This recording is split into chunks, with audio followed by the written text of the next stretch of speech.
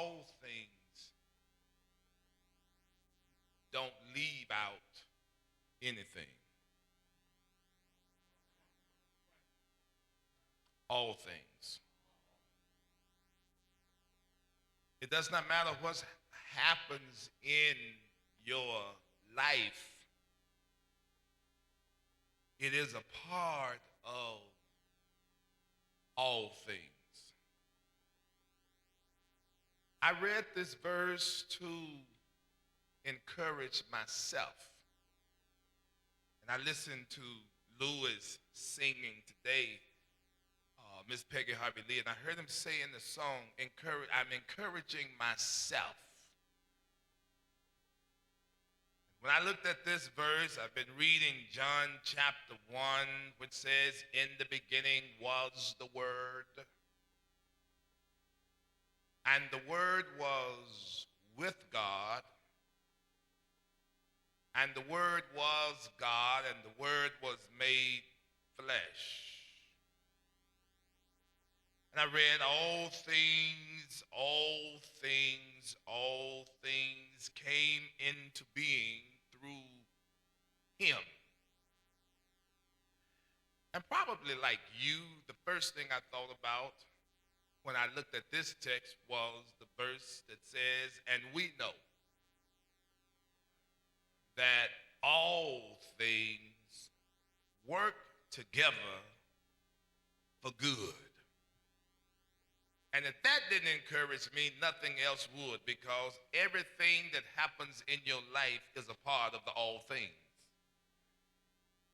I was talking to one of our members this morning who had a very bad car wreck, and I was walking up to my office thinking about how she and the baby got out of the car, made it out of the car, not a scratch, little pain here, but I thought about it as I was going up the steps and, well, that's one of those all things. Mama said that some things you don't understand now, but you'll understand it better by and by. At 51, I can say to my children, as some of you can say to me, live on a little while. Live on a little while. There's a thing called life. And you really don't get the thrust of life until you live. All things came together through him, and without him, not one thing came into being. If God had not allowed whatever has happened in your life, good or bad,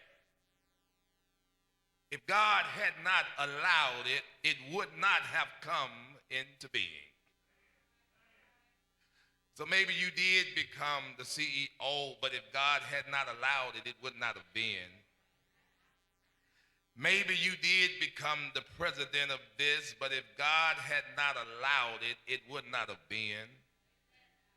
Maybe your car was repossessed, but if God had not allowed it, it would not have been. Maybe you did have foreclosures along the way, but if God had not allowed it, it would not have been. In him was life, and life was the light of all people. The intention of this statement is not to affirm that the word was alive. And I looked at this, I got that statement, that's not an original, I got it from the commentary, but it calls me to visit the statement over and over. It says the intention of the statement is not to affirm that the word, W-O-R-D, all in capital letters, was alive. And I stopped at that, Linda David, and I kept reading it. The intention of this statement is not to affirm that the word was alive. And I thought, I said, all of us in this room need affirmation, but God does not. All of us appreciate the approval of each other. I know people say, I don't care what people think about me, but I can look at how you dressed yourself this morning. This ain't just how you dress.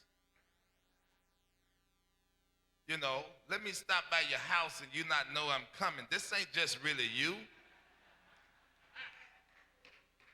You don't just do this. You don't just get up and put that makeup on that perfectly just for yourself. And I know I ain't walking around the house in no tie and a shirt and cufflinks. I like for folks to, you know, like it. Yeah. And you like for folks to like you. We all like validation. And not only do we like validation and we like affirmation, but we thrive on it.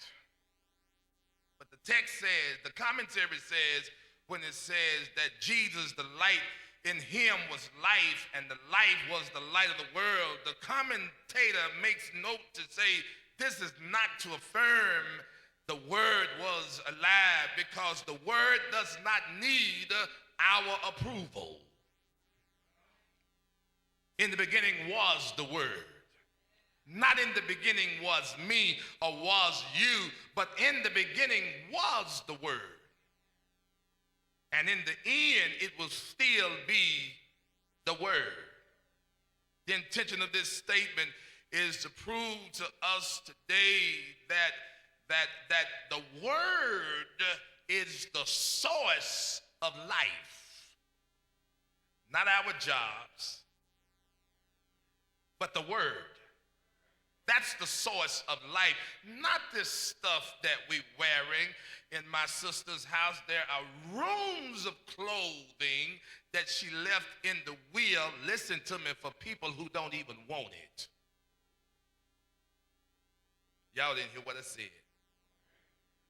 And you know why? You know that simply means you thought everybody thought about your stuff like you thought about your stuff.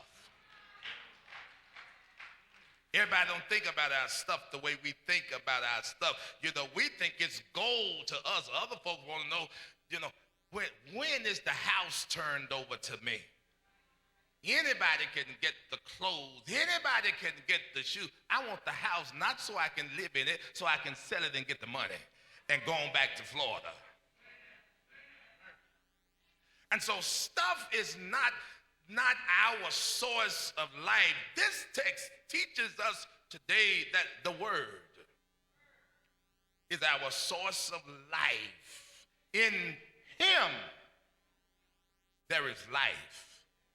In him we have our life, we move, and we have our being, and nothing else gives us life but him.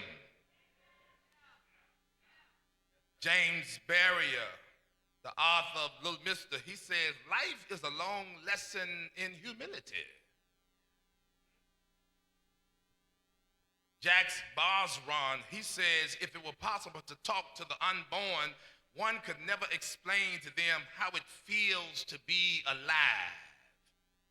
For life is washed in the speechless real. You can't really explain what it feels like to be alive because you've never been dead.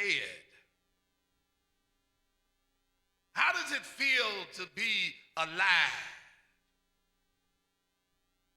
Samuel Butler says it in 1902. He coined these words. He asked the question, is life worth living? And he answers it by saying, this is the question for an embryo, not the question you ask a man. You ask this question to the embryo. Samuel Butler also says, life is the art of drawing sufficient conclusions from insufficient premises. He also says, life is a long process of just getting tired. Just getting tired. Have you ever noticed that we get tired of doing whatever we're doing? Everybody dreams of going on a vacation, but as soon as you're there and you've been there and you've unpacked and you've walked around a couple of times, you kind of get going home in your mind. You kind of start looking at the calendar and wondering, how many more days do I have this vacation because you start getting tired. You get tired. You desire to have your favorite meal. But you better eat it up the first or the second time, because if it's left over after 2 days. Abraham Cowley says that life is an incurable disease. You never get well from life. Nathaniel Hawthorne says in his book, The House of Seven Gables, he says, life is made up, and listen to me, he says, life is made up of marble and mud. It's good and bad. It's pretty and ugly. It's joy and pain. It's joy, somebody said, and suffering. Hippocrates says life is short, art long, opportunity fleeting, experience is treacherous, judgment difficult. Elbert Hubbard says life is just one darn thing after another. That ain't exactly what he said. Live all you can. According to Henry James, he says, live all you can. It's a mistake not to. It doesn't so much matter what you do in particular, so long as you live all you can. He says, if you haven't had that, what have you had? What have you been doing? If you haven't lived all that you can, then what have you been doing? Y'all, we live in a world today that seemingly does not match the intentions of God. What are the intentions of God? John chapter 10, verse 10 tells us, the thief cometh not, but for to steal, and to kill, and to destroy. The thief cometh not, but to kill, and to steal, and to destroy. If you got joy, the thief cometh to steal it. If you got peace in your home, the thief cometh to destroy it. If you got peace in the church, the thief cometh to destroy it. If you got a healthy body, the thief comes to kill it and to steal it and to destroy it. If you have good communication between your co-workers on your job, the thief comes to kill it. He comes to steal it and he comes to destroy it. But then you ask, what's the purpose of life? What's the intentions of God? That's the question at hand. And God says it right here. Jesus says, I am come. Not I have come, I will come, I should come, I am come right now. He says, I am come that you might have life, and that you might have life and have it abundantly. And so I had to ask, what does having life mean? It means accept life. You got to accept it. You got to accept it. I've told my children, you got to learn how to play the hand that you've been dealt. All of us wish for a different hand. All of us wish for a hand with a little more money. All of us wish for a hand with a little more joy. All of us wish for a hand with a few more friends. All of us wish for a hand with a few less enemies. But you got to play the hand that you've been dealt. He says, I am come that you might have life, that you might accept life. You got to receive life. You can't live in denial. You got to, this is my life. This is my story. Can I get a witness when I tell you that all of us in this room got a story this morning? And none of our stories are all pretty. But none of our stories are all bad. None of our stories are all ugly. But all of us have stories. And all of us have songs. And so he says, I am come that you might have life, that you may possess life. And he spent a lifetime trying to get the children of Israel to just go in and possess your life. Take your life, live your life, enjoy your life, have your life abundantly. Life. Jesus did not come merely to just preserve life. We are not preserves to just sit on a shelf.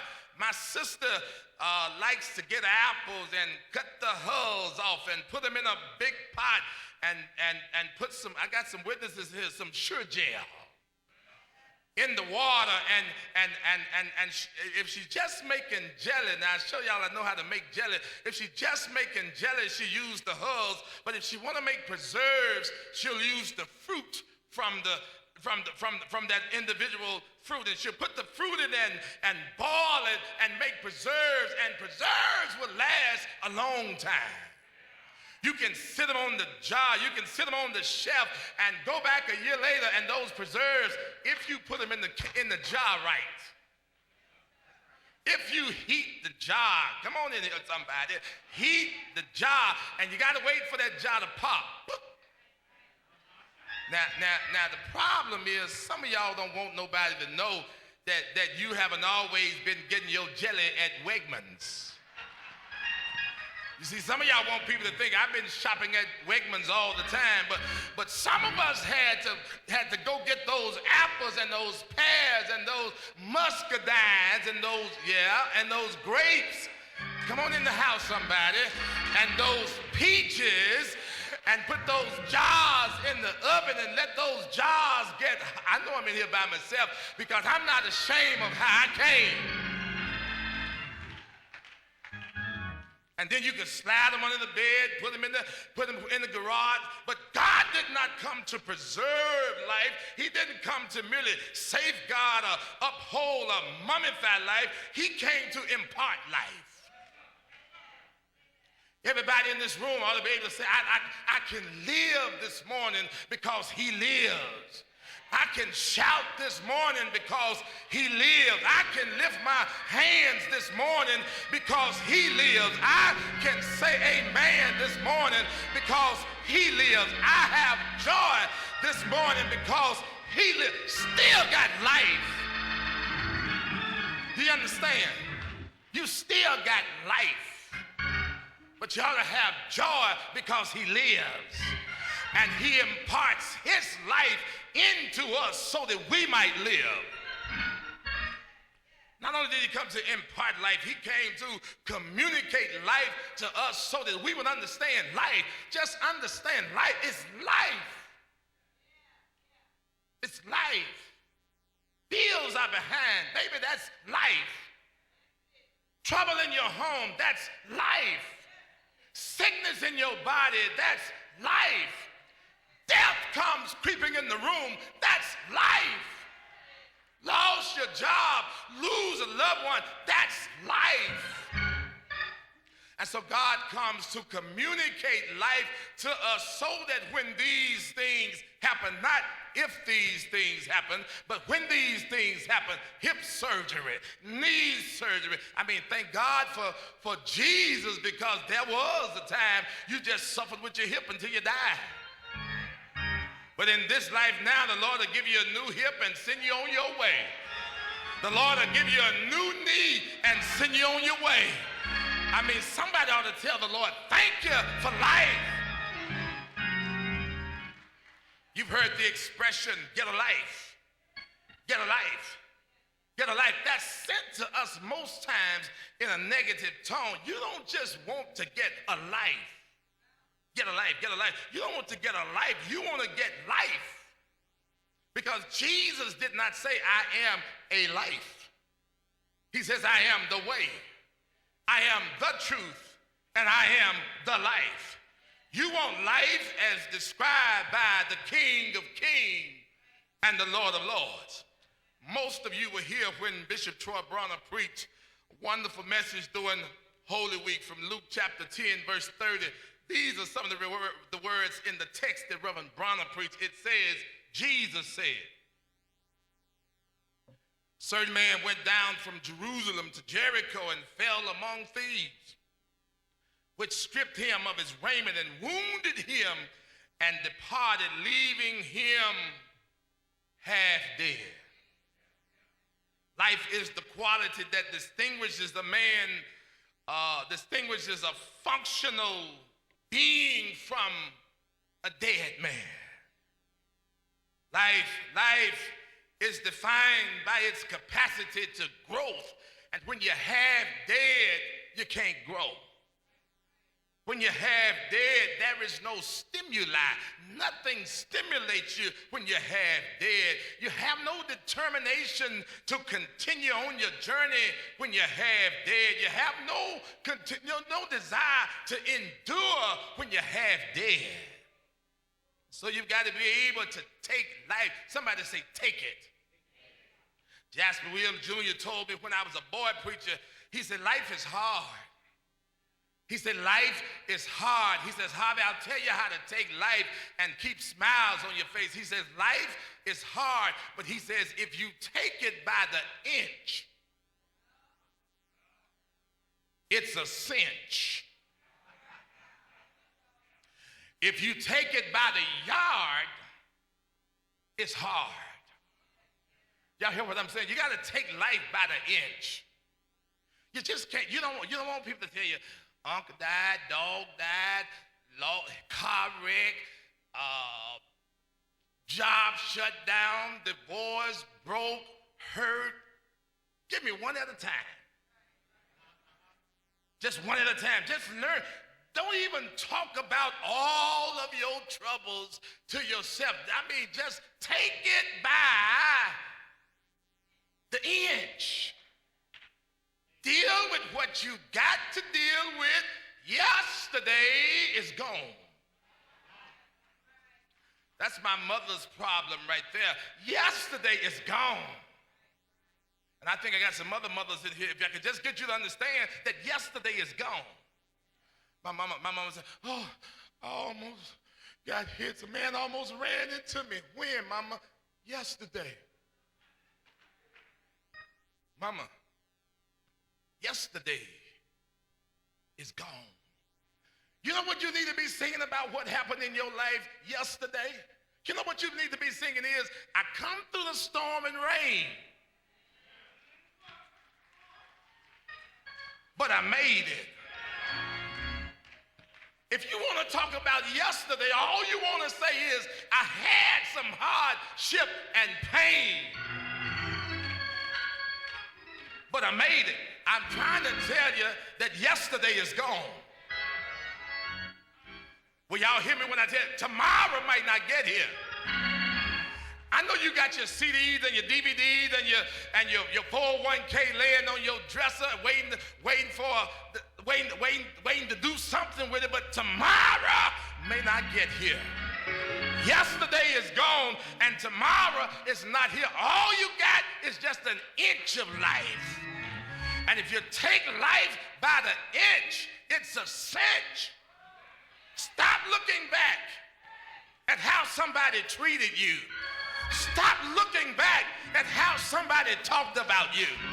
Stop looking back at what somebody did to you. Yesterday is gone.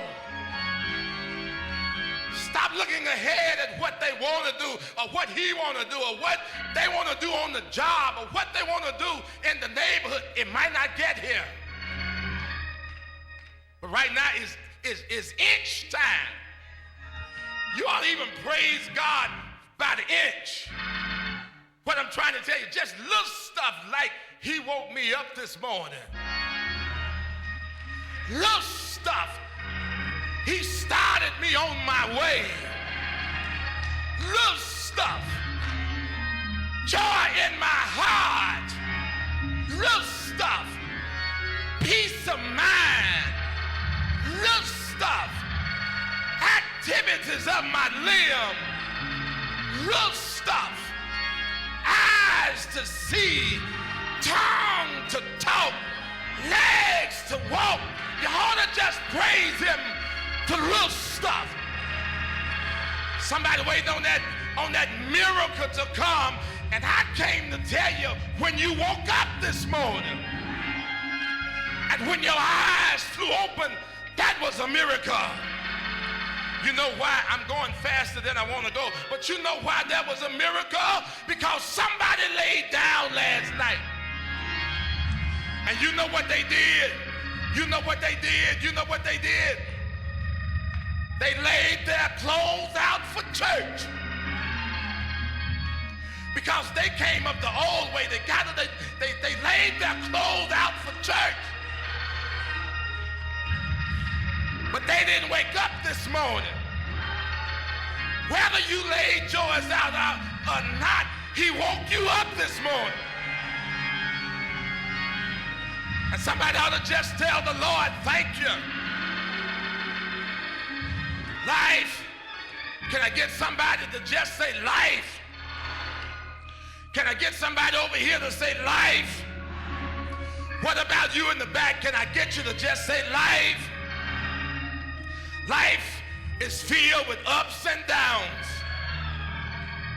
In life, you're going to have some friends, and you're going to have some enemies. In life, you're going to have some good days, and you're going to have some bad days. You're going to have joy. You're going to have pain. But let me tell you what life is. Paul defines life for us. Life is not what you got on your back. Life is not what you got in your pocket. But Paul says in Philippians chapter 4, verse 12, if you really want to know what life is, I will tell you. Life is when you know, you know how to play the hand that you've been dealt. Life is when you still have joy. When you're up, you have joy. Life is when you're down, you still have joy. Somebody said, you said that Paul defined it for us. If you don't believe that Paul defined it for us, look at Philippians chapter 4, verse 12. Paul says, I know. Somebody tell him, thank you right now. Paul says, I know. Paul says, I know what I need to know about life. He says, I know how to be a base. I know how to be abound. I know how to be full, and I know how to be empty. I know how to be full. I know how to be hungry. I know how to shout, and I know how to suffer. I know how to suffer. I know how to suffer. I know how to cry. But I also know how to lift my hands and tell God, thank you.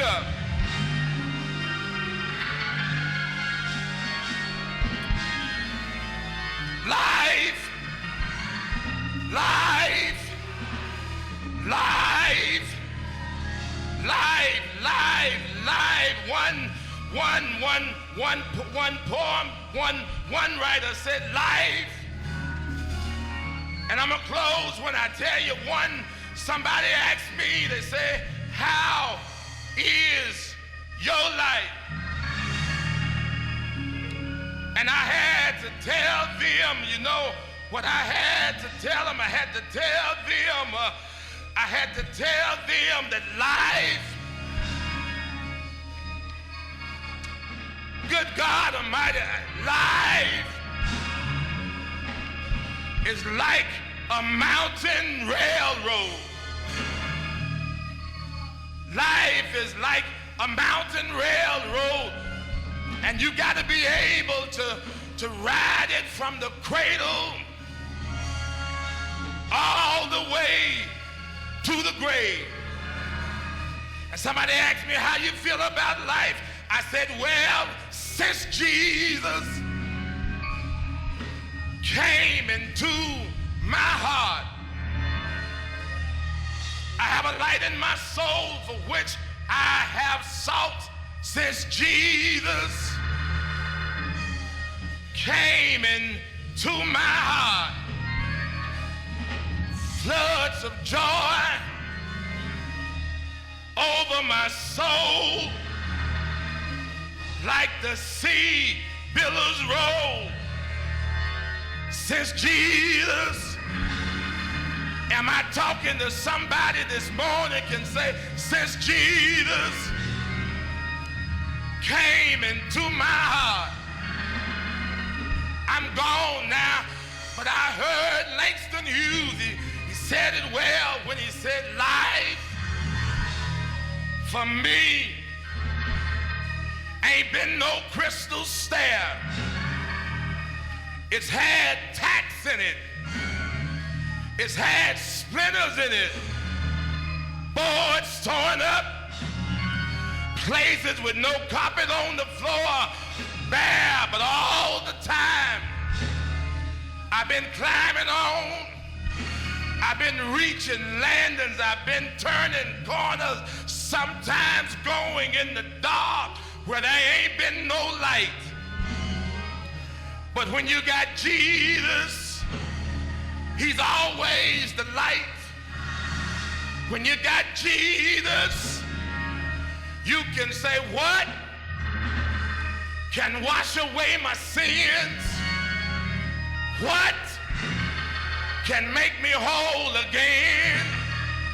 I'm gone when I tell you I thank God for my life. I thank God for my problems. I thank God for the mountains. I thank God for the valley. If I never had a problem, shake your neighbor's hand and say, neighbor, if we never had a problem in this life, we wouldn't know that God is a problem solver. I say, tell your neighbor, if we never got sick, we wouldn't know that God is a healer. If you never got sad, you wouldn't know that Jesus is the joy of my salvation.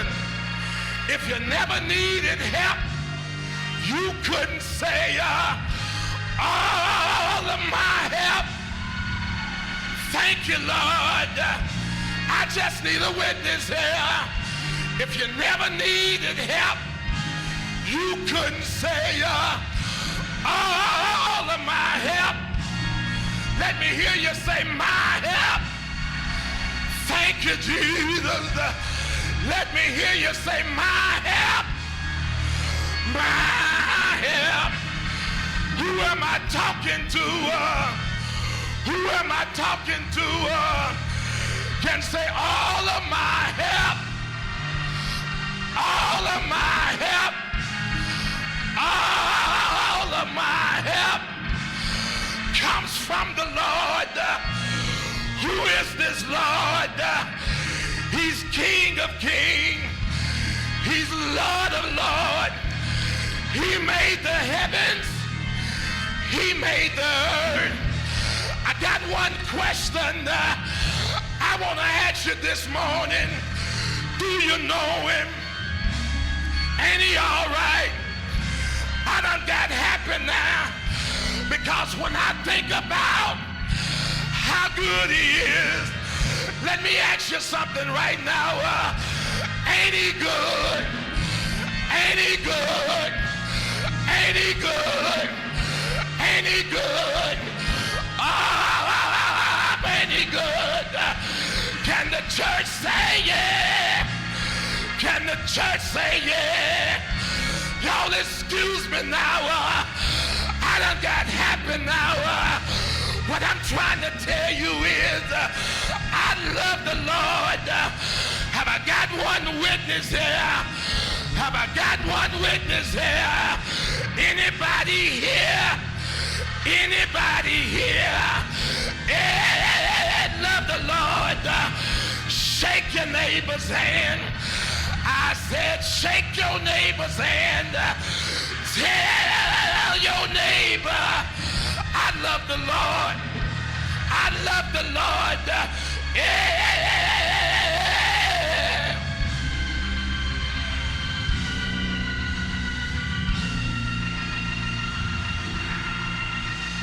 Ain't he good?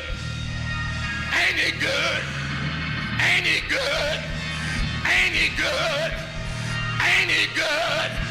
Let the church say yeah.